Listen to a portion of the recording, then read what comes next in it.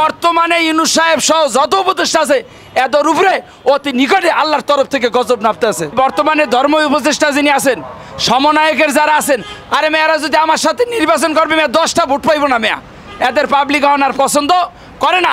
আর এই সমন্বয়ক যে নামটা ভাই, এটা লহন পাপ হয়ে গেছে, পাবলিকের পাপ ভাই। দেশের মধ্যে উচ্ছৃঙ্খলা তাদের বক্তৃতার কারণে 5ই আগস্ট পরে স্বাধীন ঘোষণা দাবি করতেছে, আমরা স্বাধীনের বিপক্ষে না। 80 থেকে 85টা 90টা মাজার বাংলাদেশে ভাঙচুর হয়েছে, একটা আসামি বাংলাদেশে গ্রেফতার হয় নাই। আপনারা বলেন ছাত্ররা যে মারা গেছে সব শহীদ হয়ে গেছে, তাহলে বাংলাদেশে যে শত শত পুলিশ মারা গেছে এরা কি জাহান্নামে গেছে? বাংলাদেশে এই পর্যন্ত সমন্বয়কের উপদেষ্টা সহ ডক্টর ইউনূস সাহেব আমার বাবা লাগে, আমার আব্বা ইউনূস সাহেব, হ্যাঁ বাবারে হুনতে দেই নাই যে এতগুলো পুলিশ মারা গেল বাংলাদেশে, এই পুলিশের বিচারটা কে করব?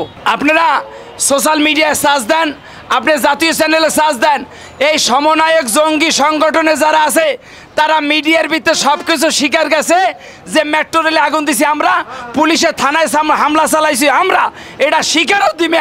কই তাদের তো বিচার হইতেছে না, কই তাদের তো কোনো এই দেশে তাদের কি তাদের জন্য কি আইন আলাদা? এই বাংলা জমির ভিতরে অলি আল্লাহর মাজারে ভাঙচুর হয়েছে, আল্লাহর তরফ থেকে এই বর্তমানে উপদেষ্টা যারা আছে অতি ইগরে গজব নাইমে আছে। একটু ধৈর্য ধরেন আপনারা, এই মাজার ভাঙ্গার বিচার ভাই আল্লাহর জমিন হবে, আমরা সুবিবাদের বিচার করা লাগবে না।